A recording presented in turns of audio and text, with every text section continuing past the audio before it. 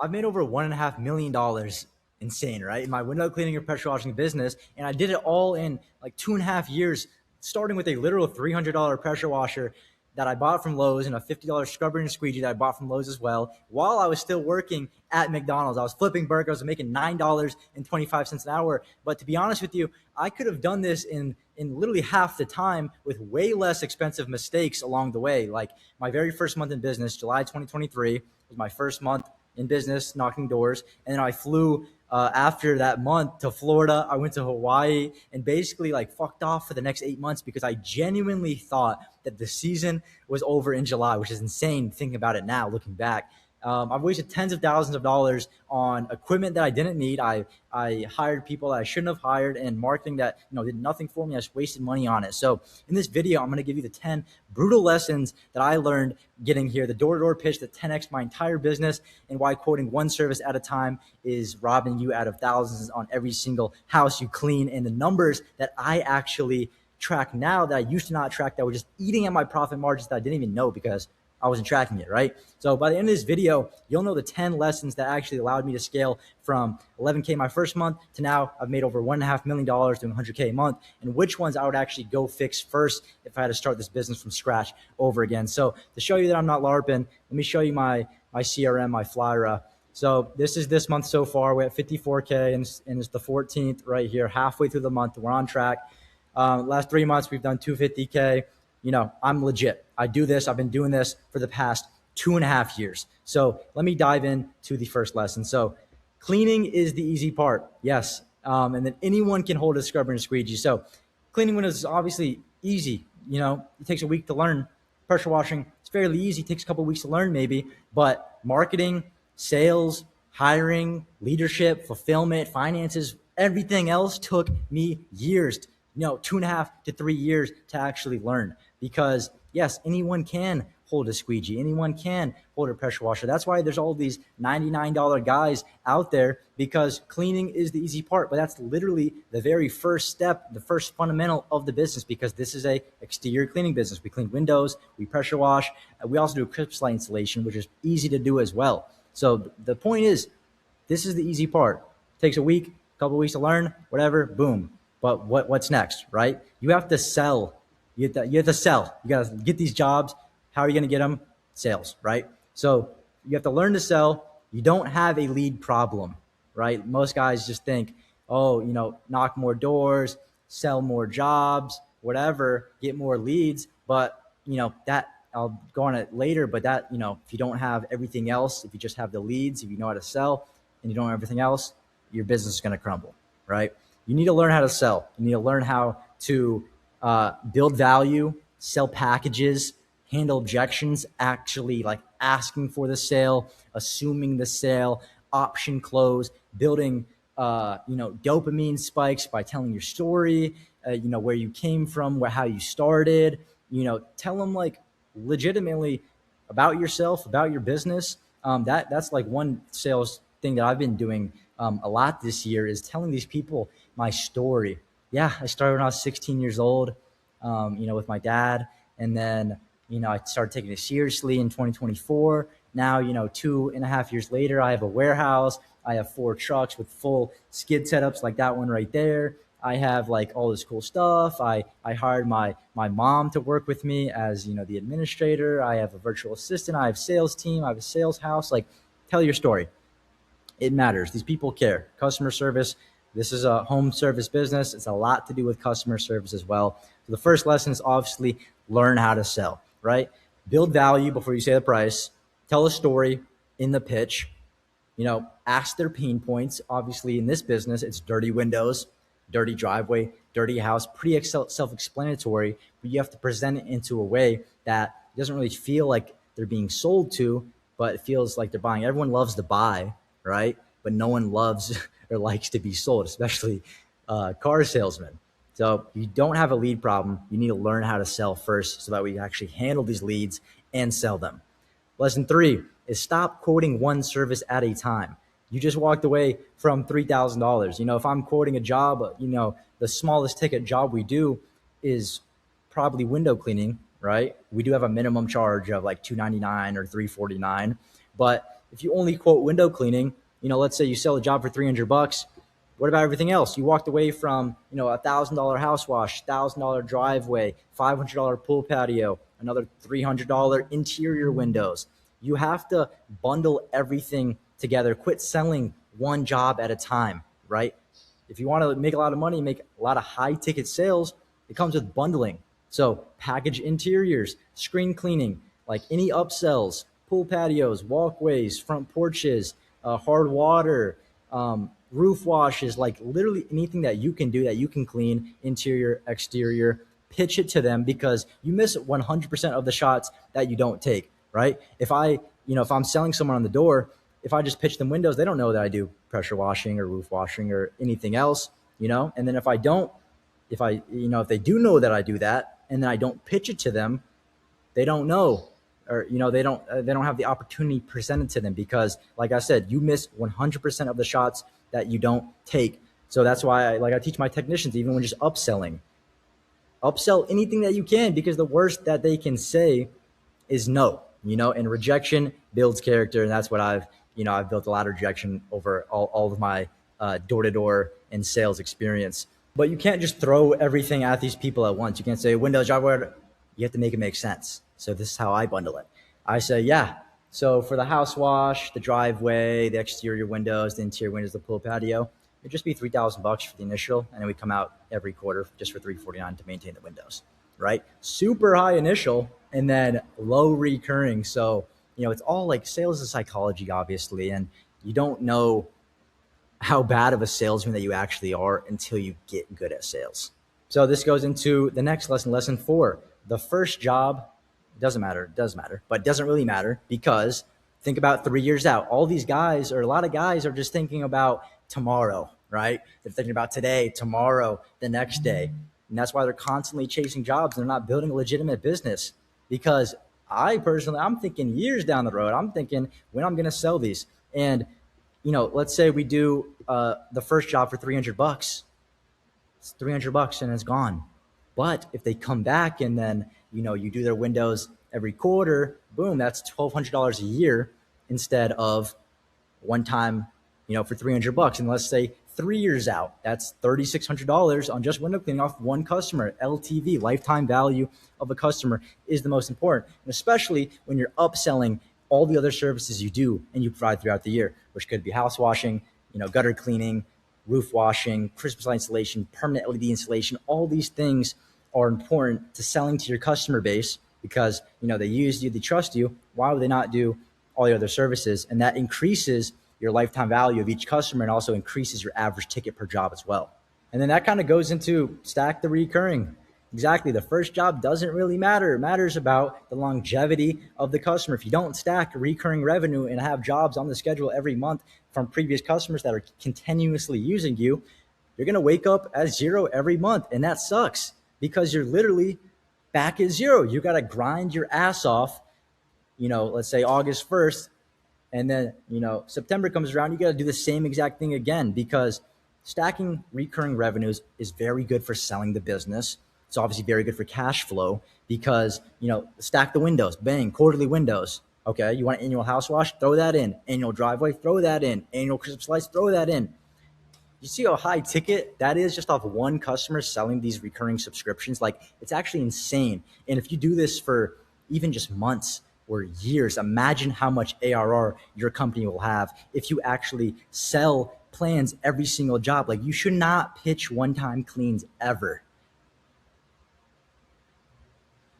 You should not pitch one-time cleans ever. You should only pitch subscriptions, and you can make it make sense for the customer. If it doesn't make sense for them to do quarterly window cleaning, do triannual or do biannual, or even annual at the worst case scenario. Same with house wash. You can do annual house wash, or you can do every 2 years house wash, or same thing with the driveway. Christmas lights is every year, right? This stuff stacks up. Like I added $100,000 ARR in 2 months just because I quit doing, pitching one times at the start, and I pitch the subscription, because even if they don't want the subscription, after you push and push and push, you can just downsell. Quarterly, try, buy, annual, and then worst case scenario, one time. This goes into the steak analogy. You sell people when they're hungry. right? And they're still looking at the problem, not once they're full and everything's already clean. If I go to a steakhouse and this guy says, hey, you want, 5 8-ounce flaming yawns, and I'm starving, I'd be like, fuck yes, give me all of them. Versus, if he just pitches me one steak and then I eat it after, and then he tries to sell me 4 more after I'm full, I don't want 4 more steaks, bro. I'm already full. Like, my problem's already solved. It just makes so much sense to sell the plan before the first initial clean, because I'm already satisfied. I'm already full. And this goes into like quit pitching one times, like completely, like still do one time cleans, but it is the worst case scenario.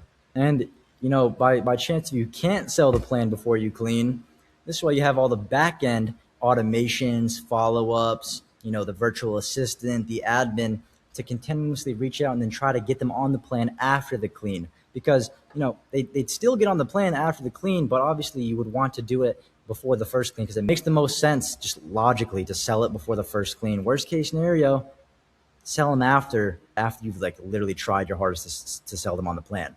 Okay, next, doors are not a business, right? Sell them while they're hungry. So door to door is like the fastest way to make fast cash, to make revenue.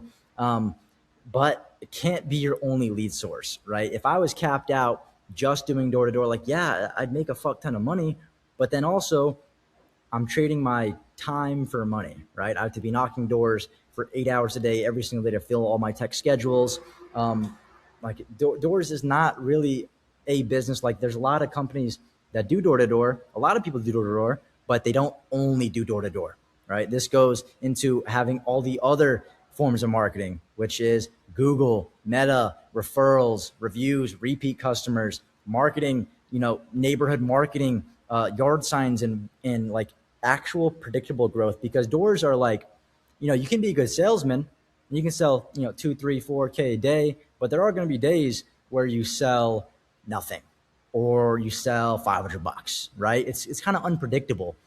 That's why you build the skill of sales as well. Because sales isn't just good for door to door. Sales is good for all these ads, just like customer service in general. It teaches you the psychology of how people think and how people buy, right? That's why, like I said before, I tell a story whenever I'm selling, because they like me more. They see my story. It kind of raises their dopamine. Like, the amount of people that I've sold, like whether on the phone or on the door, they tell me they're proud of me. A complete stranger, they tell me they're proud of me. They're happy for me. They're like just happy for me in general. And it comes with experience, especially with confidence and sales skills. Like, back to the confidence, like, I have delusional confidence in everything I do. That's the only way to do it, right? I wouldn't have made $11,000 my first month if I didn't have delusional confidence, because literally the most money I made in a year before that was $7,000, because I was working at McDonald's, lifeguarding, like all these 9-to-5 jobs. But I had that delusional confidence in my mindset that allowed me to do 11K my first month, and it allowed me to do 100K a month now, making over $1.5 million. Mindset is absolutely everything in this entire business as well, and life in general.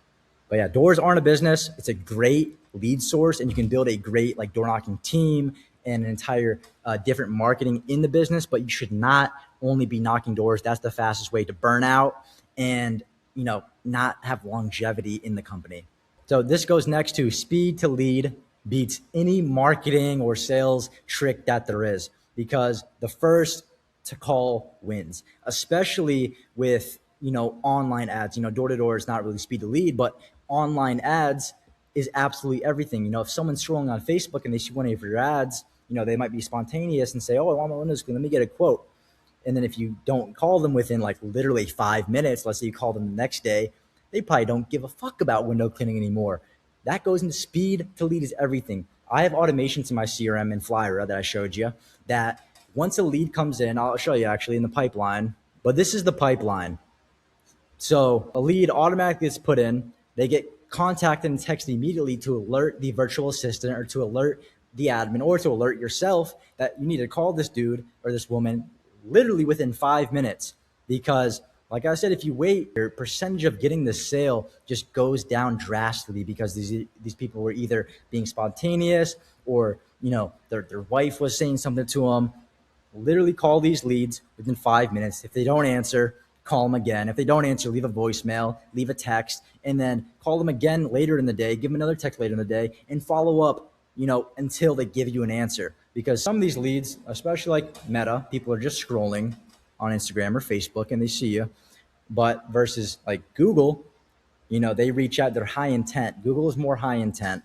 But this goes to anything, whether someone texts you or calls you off any form of marketing, speed to lead is everything. Because there have been plenty of jobs just because like I have so many customers that I've sent out a text and someone wants, a house wash. Like literally today, I just looked back and saw it. Someone wanted a house wash like a month ago. I quoted them $10.99, but I just didn't follow up with them. And then I reached back out and they say, oh, I already got it done, right? This is why all the backend automations come in clutch too with following up, because you can call or text these people within 5 minutes, but what happens after, right? You still have to back up the backend automations, follow-ups, absolutely everything. If you want to make a lot of money, if you want to build ARR, if you want to build your customer base, you have to do this.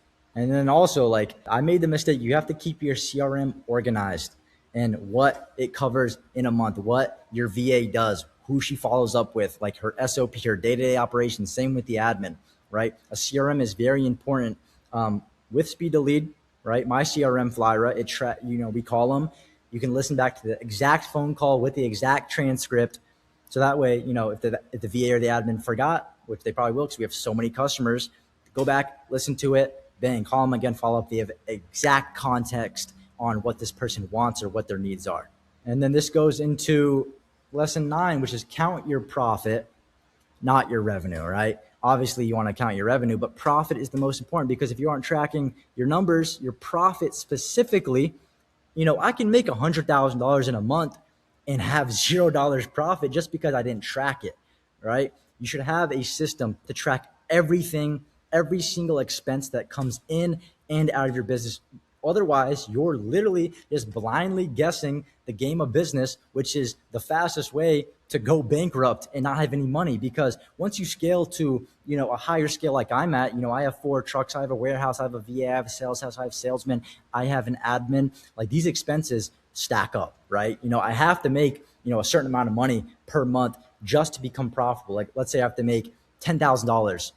And then after that, I can make profit, right? You have to track all these things and know every single number. That goes into knowing like what leads turn into a plan versus a one-time. Like all this stuff goes into your profit, how much you're paying your techs, how much chemical you're using, how much commission you're paying your salesmen, what are the salaries, like all this stuff.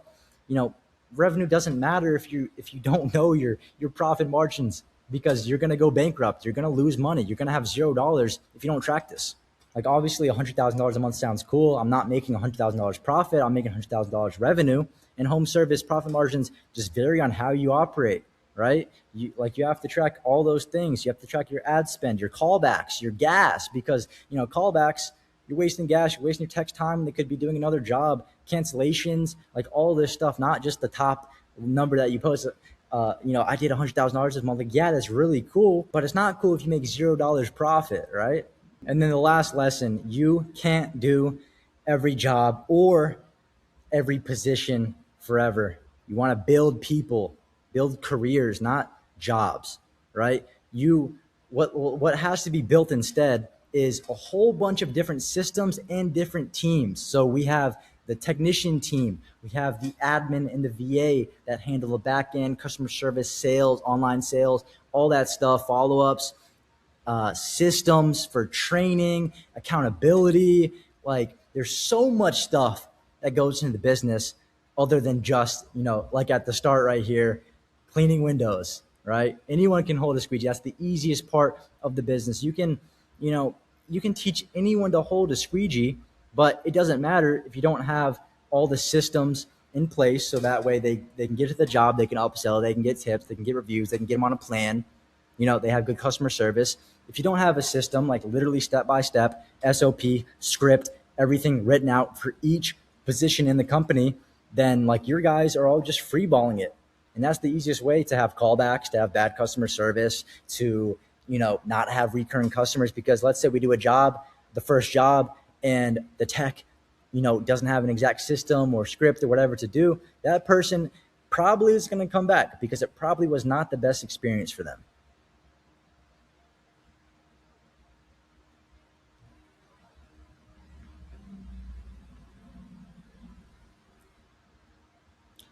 So the first one that I'd go back and fix first, if I was starting again tomorrow, honestly, I'm gonna pick a couple. Count your profit, right? I didn't count my profit at the start, which fucked me over a bit. You can't do every job forever. I did the jobs for not that long, but still, I wasted a lot of money. I did all the jobs myself before I got my first technician for I think like 2 or 3 months. I would count my profit. I would get a technician as soon as possible, and then what else? I would definitely learn how to sell, invest in training because I'm a great salesman, right? But it took me 2.5 years to become a great salesman versus if I could have got fast tracked and learned and invested in training or worked for a company that did door to door before instead of freeballing myself because I could have made so much more money faster because dude, it makes me mad the amount of just potential money that I wasted not implementing and doing everything that I do now at the start. I'll also add one more. I know I said I would only pick one, but there's a lot I do at the start. I would do profit, track profit. I would get a tech ASAP. I would obviously learn how to sell. And then I would say doors are not a business too, because I was stuck only doing door to door for a bit before I actually started doing every other form of marketing that I do. Meta, Google, yard signs, door hangers, referrals, upsells, like anything like SMS marketing, SMS blast, SMS scraping, all these things are really good, but I would not have just done only door to door at the start if I could go back today. So this is pretty much the 10 lessons that I've learned and that you should fix immediately if you want to start making and actually building a legitimate business and make a lot more money and specifically profit. Profit is obviously the most important in a business to keep it running because at the start, you do have to invest a lot of money. Like that truck right there, total, it's $50,000. This one's $50,000. My other truck, $20,000. My other truck, $10,000. This trailer, $10,000. All the DI tanks, $2,000 each. All the poles, $1,000 each. All the ladders, $200 each. Like all these expenses add up quick because you do have to invest in your business at the start. But this is why you track your profit, do all forms of marketing, build a team, so that way you can get off the truck, you can get off the doors, you can get off the phone, you can get off the messages, and step back and actually look at the business. And that's the best way to scale it and to perfect it. Because if I'm on the truck every day, I can't perfect the meta ads or the back end system. I can only perfect the service, right? Same thing if I'm on the door, I can only perfect the door to door. If I step back and I build a team for each position, each system, give them everything they need, I can step back and I can really focus on what's important, which is making everything run smoother, acquiring more customers, making more money, making more profit, right? This is everything that I would absolutely do from the start. So if you want to see the behind the scenes like of my actual business, right, where I show the unfiltered parts of running at this high level, some bad parts, bad stuff do happen. It's not all sunshine and rainbows, right? I share lessons, my plans to scale. I give out free SOPs that I actually use in my day-to-day business. My CRM, you can get it for 2 weeks for free, literally the same exact one with all the automations that it has that helps out my home service business. I made a completely free Telegram group that you can join today. It's the first link in the description. So go ahead, click it, join, and hopefully I can help you. You can learn a lot from me and my $1.5 million business that I'm doing $100,000 a month with. So I appreciate you for watching this video. Click that link, join the Telegram group, and let's scale your fucking business.